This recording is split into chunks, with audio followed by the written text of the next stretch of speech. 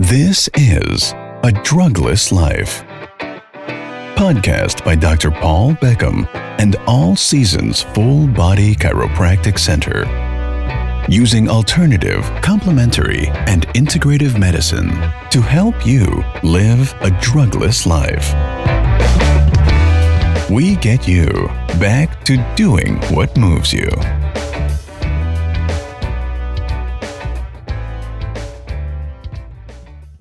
Welcome to this week's episode of A Drugless Life. I'm Sari, and I am here with, of course, Dr. Paul Beckham with All Seasons Chiropractic, and we've got Stacy here, who is a health coach and also our office manager with All Seasons, and we've got Lynn Brakke, who is a organic farmer. He's been an organic farmer for 26 years, and prior to that was a conventional farmer, and so we've got just a ton of questions for him. He's a wealth of knowledge. I'm really excited to have him on our podcast. And Lynn, hello, first of all. Thanks for being here. Yeah, thanks for inviting me. I don't get to do this every day. Yeah. That's just not something that most people have set up in their backyard. Or No, right? No. Yeah. Maybe an organic garden. Yeah. Yeah, and I think people have a lot of questions because this is, a growing trend, an important thing to talk about for our health. And the first thing I just want to explore is, what is organic really, and why should people care about learning about this topic? Well, there's more and more concern with toxins in our environment and pesticides in our food system. Genetically modified. There's a lot of debate about that as to whether that's completely safe or it's not. It really depends who you talk to. And people just want to know. They just want a standard where there aren't all these unknowns in their food system. And certified organic is really that standard. There's lots of other buzzwords we see. We see natural. There's really no standard for natural. There's no certification for natural. Natural can mean anything. Grass-fed. Often that is a term that is exploited and not exactly what it is implying. How about like cage-free? Yep. Those are, there is a certification for that, and if they are certified cage-free, that means that meets a certain standard for cage-free. But you should know what that standard is, because that might not be your idea of cage-free. Mm-hmm. And that's where you get into this whole thing about know your farmer. If you really are concerned about how things are done, you probably want to know who your farmer is, or at least where you're buying some of your produce or so on. I mean, we used to live in Wisconsin. We had free-range chickens. We bought them from the hatchery there, and sure, we had just a local feed mill that actually did produce. It was probably the only one, I don't know from wherever, but it only happened to be 8 miles from the house that produced organic feed. So we had organic free-range chickens, and if you wanted to make a white cake, not going to happen with those eggs. They were pretty yellow and very, very rich in the omega-3s there. So it makes a big difference in the quality of the food here. Even getting into produce and all that. So another thing that it can be a very confusing thing is local. Local can be a wonderful thing, and you get away from this transportation of food. They say the average food on your plate travels 1,500 miles to get there, which is a bit ridiculous when you look at the cost to do that and the fossil fuels and so on. But then sometimes we get this idea that because it's local, it's organic or it's pesticide free. And I know of a fellow who sells local pork to his neighbors, and they think they're buying this clean product, and it's anything but. He's raising it absolutely conventionally, but selling it as local, and people get that warm fuzzy feeling as long as they really don't dig too far into what it is. So it shouldn't be that complicated to know what to eat, but unfortunately it is.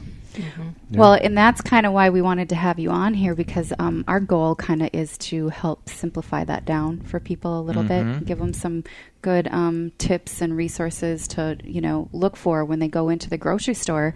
And, I guess I'm curious, what are you noticing is, what is the typical person that chooses to go organic?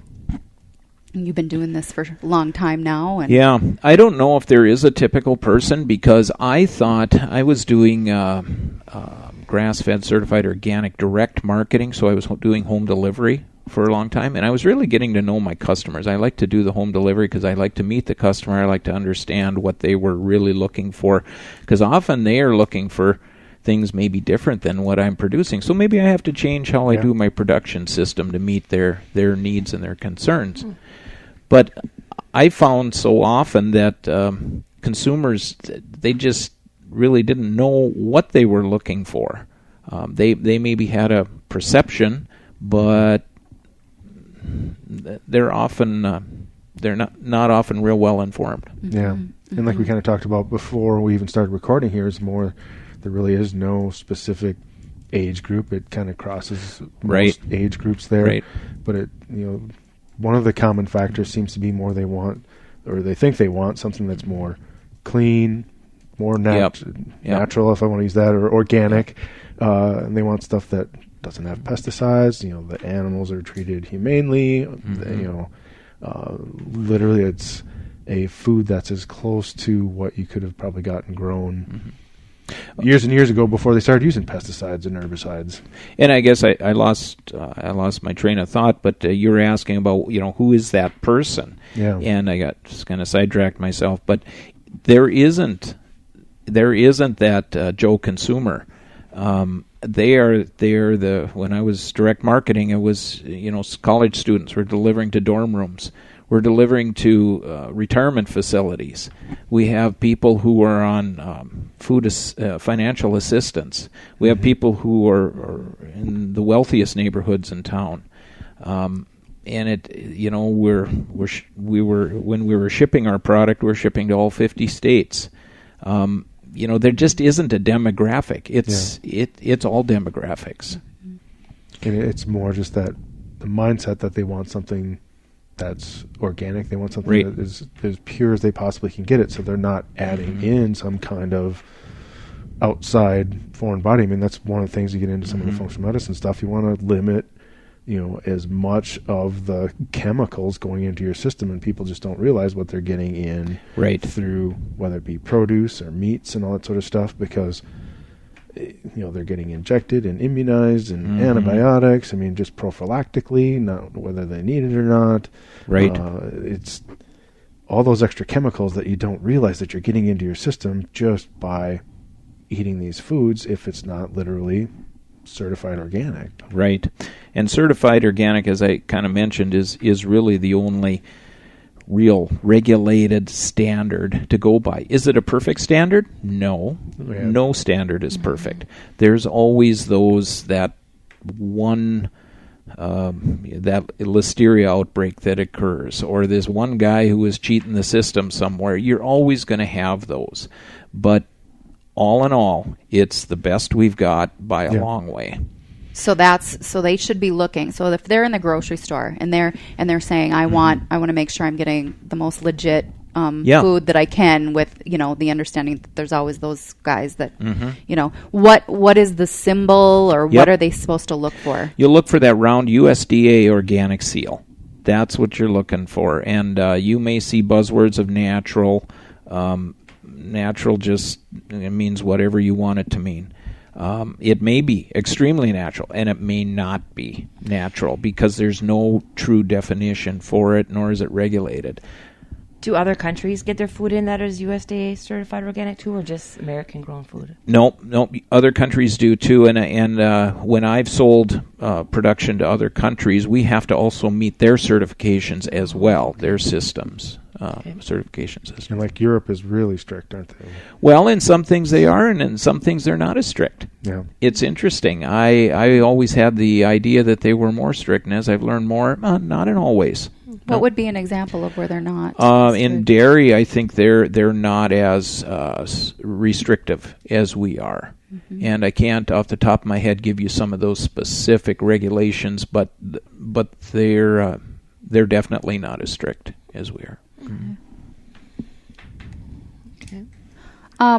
Do you want to ask them about the Dirty Dozen? Yeah. You had brought that up. Yeah, you hear about the Dirty Dozen, things like strawberries and grapes, things that, they give you a list of the things you really should go organic and then things that aren't as important. Right. Is that because of, some of those don't have like shells, they sit right in the dirt, or is there another reason? And is that a true thing? Is that something that we should be aware of? Well, it's funny. I think a lot of those have to do with the amount of pesticides that are used to grow them. Okay. I think is generally speaking the reason that they're on the list. Okay.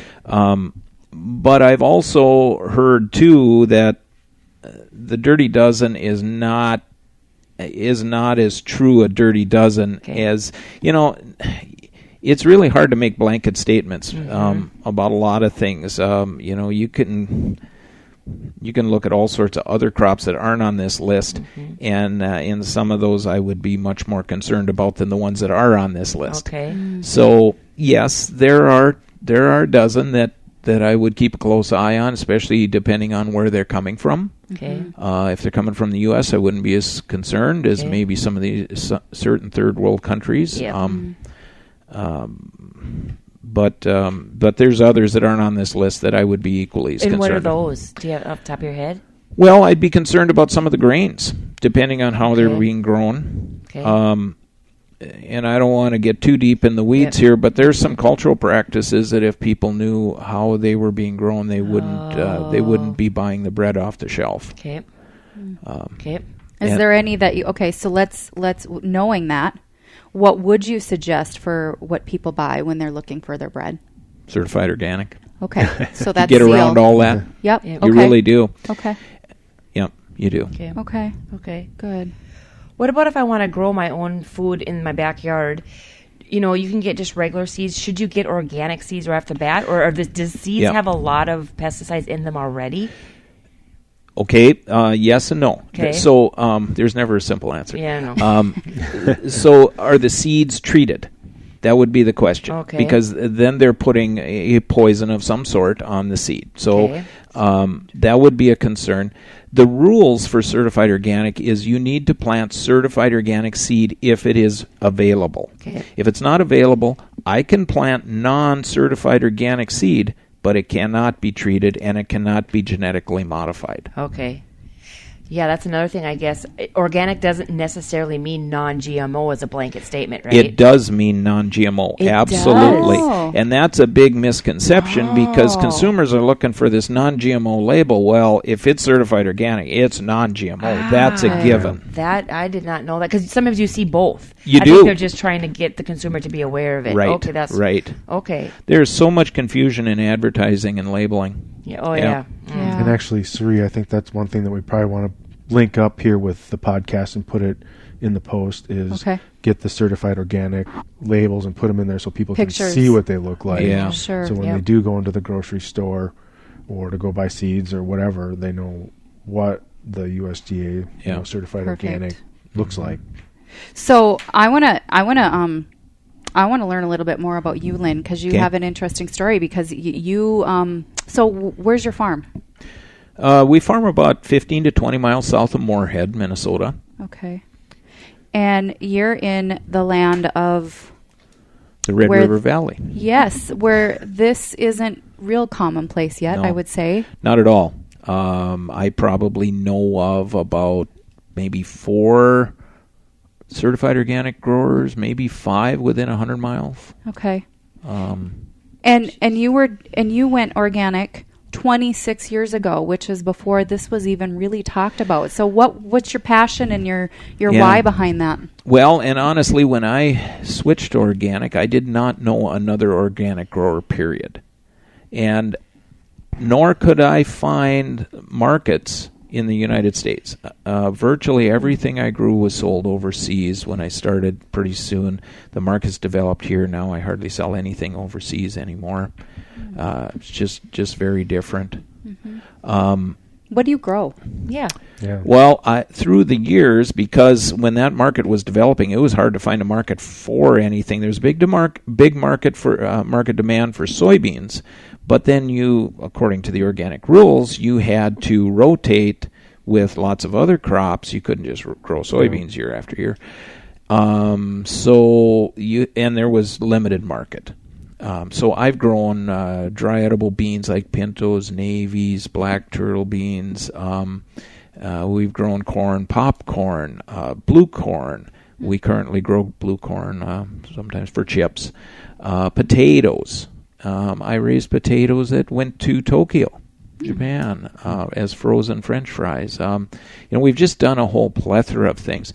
Currently, I raise alfalfa for Organic Valley dairies. I raise some corn for Organic Valley dairies and also for poultry farms as feed. Raise the blue corn for blue corn chips. I raise some soybeans for soy foods. A little bit of wheat and barley for that goes directly into bread making and so on.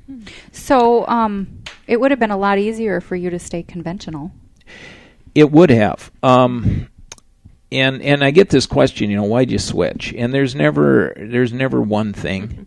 There's a lot of things. I never really liked the exposure to the pesticides and working with them, handling them. I felt that the higher level of management that's required to be successful as an organic producer, it kind of appealed to me. In the way I'm wired, I just kind of thought, I can do this. In fact, it looks kind of intriguing. The other thing was that my dad, who farmed his whole life, he passed away at 55 from pancreatic cancer. And his oncologist he was a smoker. And my dad asked him, I suppose the smoking did this, huh? And he said, well, prior to that, he had pulled a binder off his shelf above his desk, and he went through and checked off. Have you ever used Parascreen? He listed all these pesticides from back in the 30s and on. Have you ever this, that, and then he checked them off, and he said it wasn't the smoking. And my dad does, as much as he worked with pesticides and believed that they were the salvation because they just made life so much better, he acknowledged at that point that this was probably caused by pesticides. And I know that when some of my farming neighbors would hear me say that, they would protest. That can't be. You don't know that. Well, no, I don't. But his doctor thought it was, and my dad thought it was. So I always thought, if there's an alternative to this, I probably should go down a different road. And so I actively spent time searching out markets for organic, or there was this chemical-free where you're not certified organic, but you don't use chemicals. Well, there just isn't much of a market for that. Eventually, I stumbled on a company in the Twin Cities that was exporting some product, certified organic product. And we talked, and the first year I took, I think it was 3 different fields and tried this, and I thought, I can do this. And that was it. It was 100% from there on. And in all honesty, I really hadn't bought into the wisdom of eating organic and so on, and the whole organic system until I did it for a few years. And when you start to work with it, you start to see the wisdom of it. And this thing kept coming back to my mind. This just feels right. I can't tell you why. I can't tell you it's better. It just feels right. So there you are. Do you do any meats at all, or pardon? Do you do any beef or beef? Raised chickens, or we raised certified organic grass-fed beef. Direct marketed that. Fed and finished. And, Okay. Yep. Do you still? No, actually, this year we just discontinued the beef, and it was just kind of to lighten the load a little bit. Okay. So is that the same symbol that they look for then yes. on the beef? Oh. Well, it is for certified organic. Yes. Okay. But the grass-fed and finished is a whole different ballgame than just the organic. Right, but you can have organic grain-fed, and this is something a lot of people don't realize, is you can have certified organic grain-fed beef, just like conventional beef that's grain-fed. Or you can have certified organic grass-fed.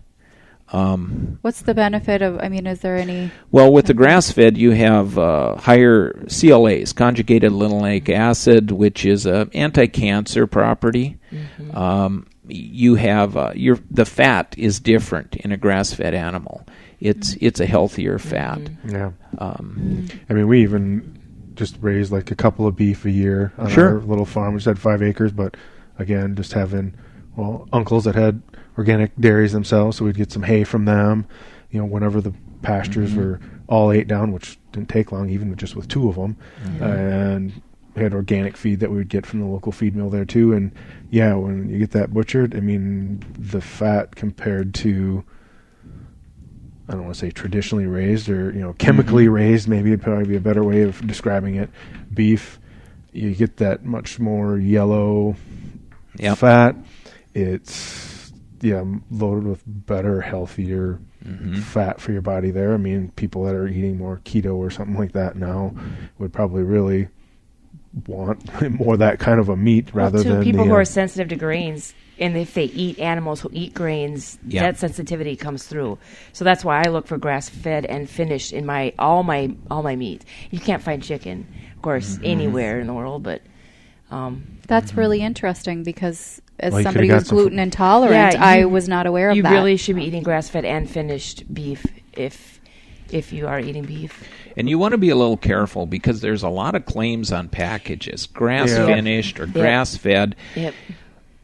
What do they really mean by that, or what are they really doing? Because I think it was South Dakota State did some research on how much grain does it take to negate all the benefits, and it's not that much. Yeah. And I actually was standing in Cashwise a couple months ago, and there's a company out of Aberdeen who raises grass-fed and finished. I got on the phone and got with the owner and said, "Do you feed your animals any grains?" That's and the question. He said no. So you really, I literally was standing in Cashwise on the phone talking to the people who make this beef because I wanted to know. And he said, "Nope, no grains." Is there phone numbers on the package? Beef? Yep. And so when in doubt, call the farmer. Oh, absolutely. Why not? Absolutely. Yep. Yeah. And if you ever have a farmer who is not wanting you to come out and tour his farm, don't buy his stuff. There's a reason that he is apprehensive of that. Makes sense. Yeah. Very good. One thing I'll just another thing is omegas. Are much better in the grass-fed. And just give you a little rabbit trail story that as we were trying to produce the best quality beef that we could for our customers. And you can do a lot with it. It all starts at the soil. Soil nutrition equals healthy plants, which equals healthy animals, which equals healthy people.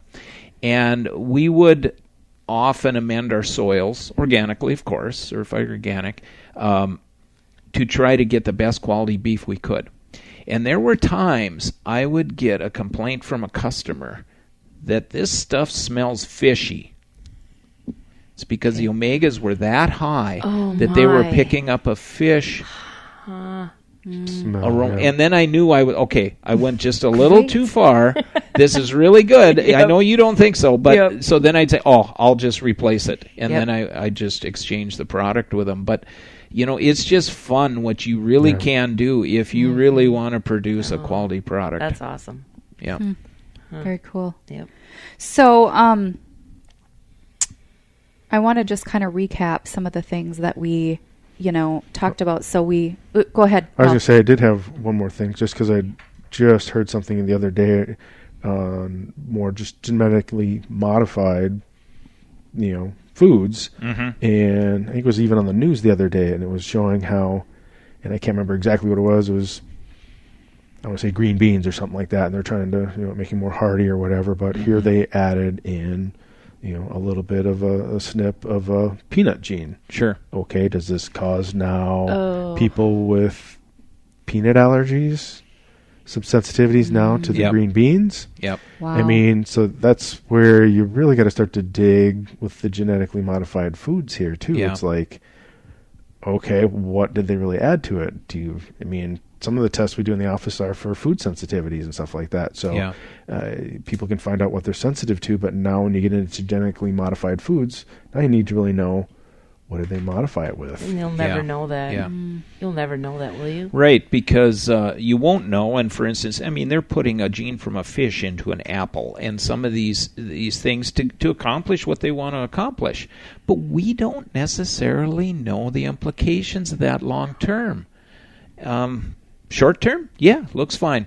Don't see a problem. Looks like a nice piece of fruit. Know. Yeah. Might smell fishy. Yeah. And is this true? Europe isn't allowing any genetically modified foods? That's changing. It's changing. It They depends. used to be, and now that's totally, because, the pharmaceutical industry got involved in all that in Europe, and that's totally changing now. So they're allowing it? They're in allowing now? more of it, if I'm correct, It depends on the country.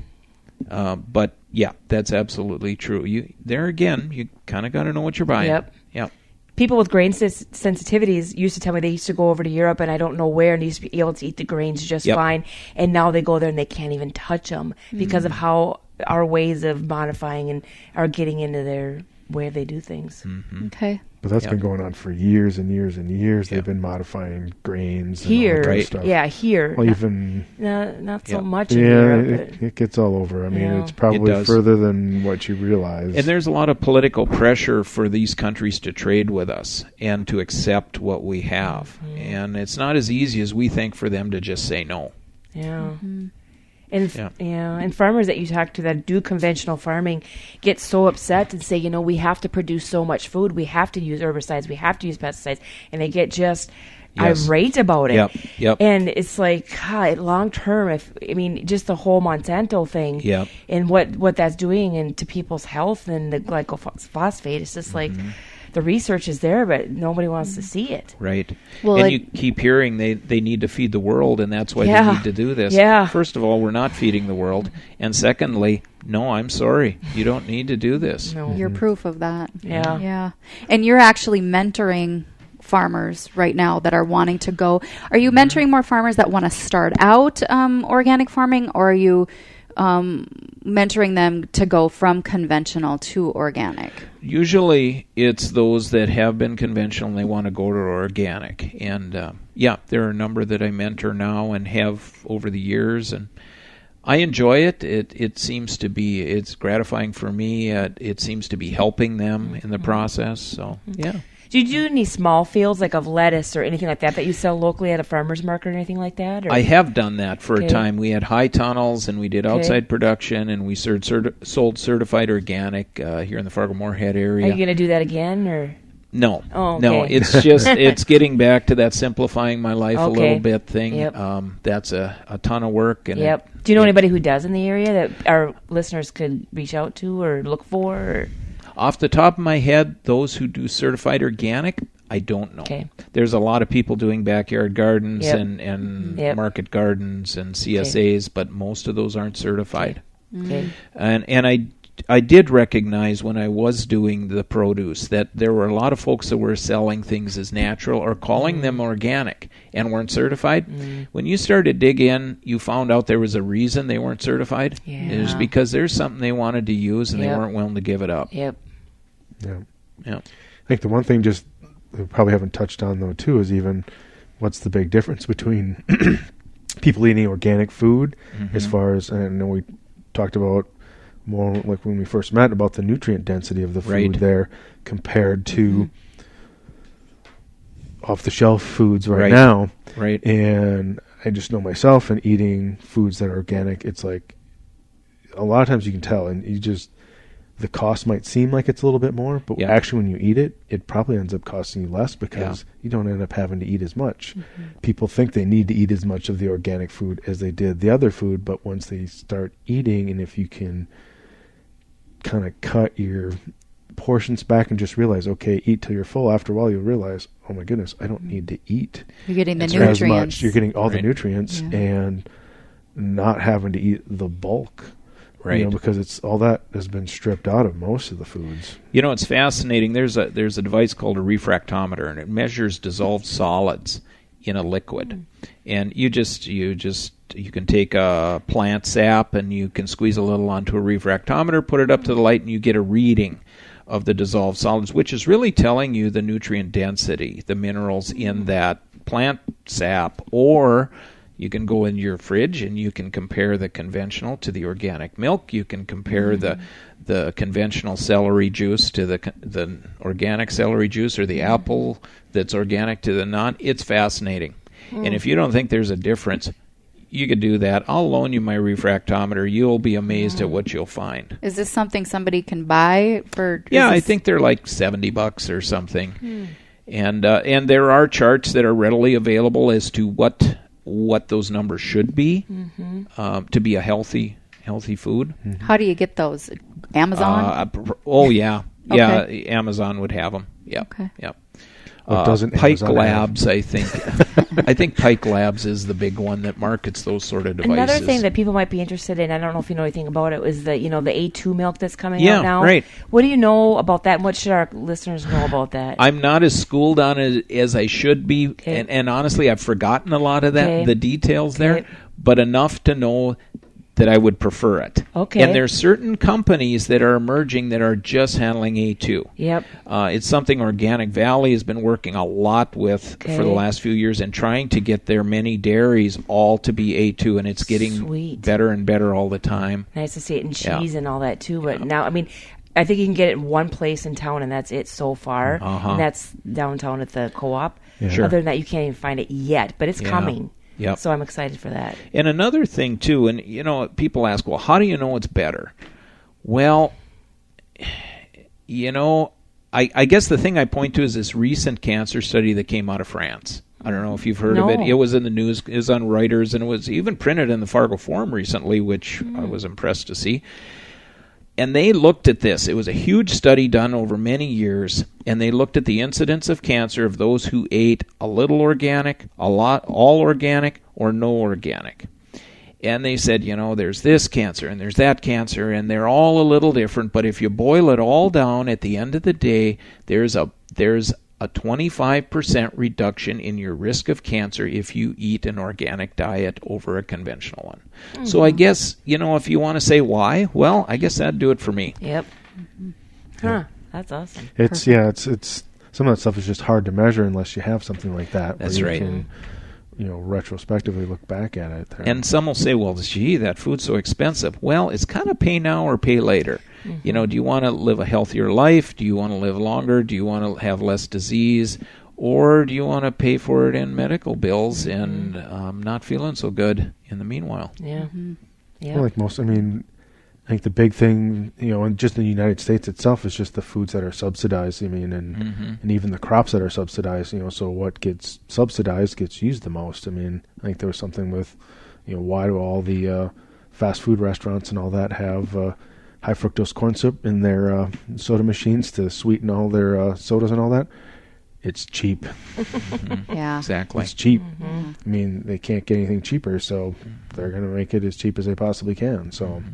If they use cane sugar or something like that, it would be probably a heck of a lot better for you. Yeah. But, if it was organic, right? Yeah, that's right. Maybe we should talk about where, if our consumers or our listeners don't know where to go, where in town can we go to get organic? If someone says, I don't even know where to look, do you have any recommendations on? Well, the first place I'd go would be Prairie Roots Food Co-op. Okay. But there's other natural food stores in town. There's Natural Grocers. Yep. That'd be a great one. There's even the natural food sections in all the grocery stores. Yep. But again, just looking for that green USDA round organic seal. Yep. Okay.